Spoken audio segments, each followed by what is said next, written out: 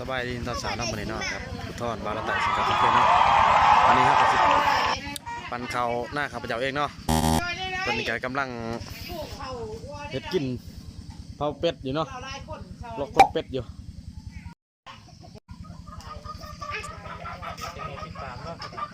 ก็ฝากกดไลค์กดติดตามหน่อยเด้อพี่น้องเอาสิไปกันเลยเนาะ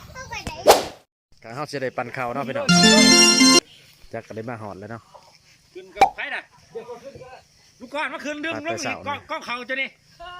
เป็นกองเขาเนาะจัดพิธีก่อนแล้วจะคอจัดพิธีนะปันเขาก็เลย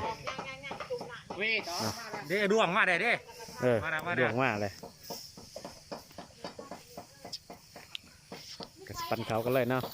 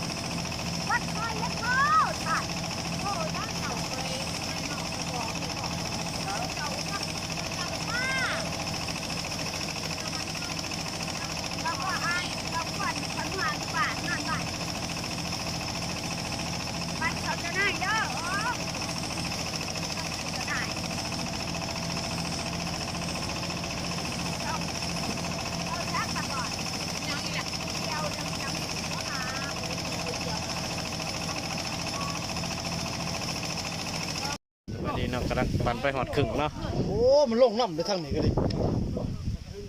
ตั้งไปหอดครึ่งเลย 29 นะ ยังอีกชอบนึงจะกี่หา ก็ลงไปช่องปั่นไปช่องพาเองเนาะ เฮ็ดสิได้เนาะเคยโคกออกมาเลยว่ะ พักกินข้าวกันเนาะ นี่แหละเก่ง อันนี้มีอะไรเคยได้ก็ได้ไข่ตัวนี้ พักกินข้าวกัน ขนาดนี้แล้วไผยังทำได้ ได้อยู่50 จอบ เขาที่เขาได้ กินข้าวกันเนาะพี่น้องเนาะกินข้าวไปเสร็จเรียบร้อยเนาะเราก็จะขอจบคลิปเพียงตัวนี้เด้อ